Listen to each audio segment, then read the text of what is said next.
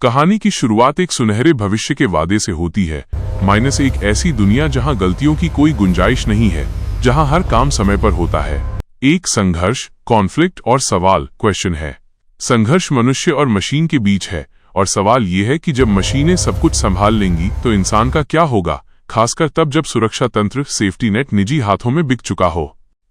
एक ऐसी दुनिया का वादा जहां देर शब्द का कोई अस्तित्व नहीं, जहां त्रुटि की संभावना शून्य है।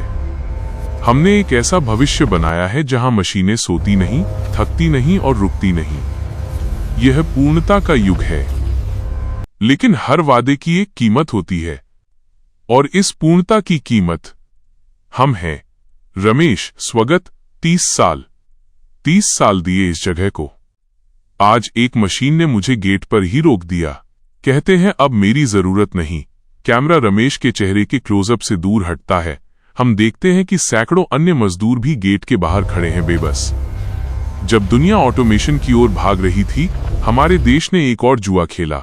विकास के नाम पर जनता की संपत्ति निजी हाथों में सौंपी जाने लगी।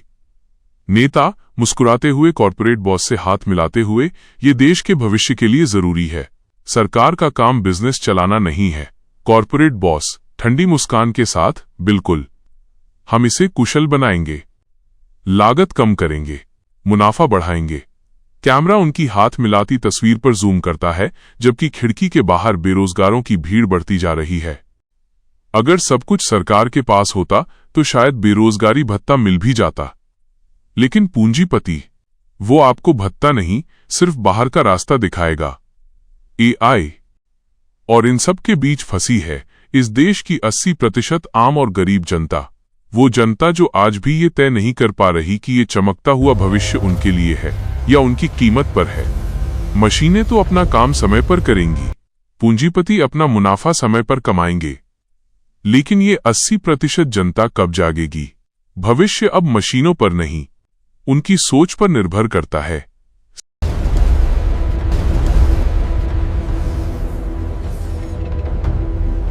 के लिए धन्यवाद और लाइक और सब्सक्राइब करें।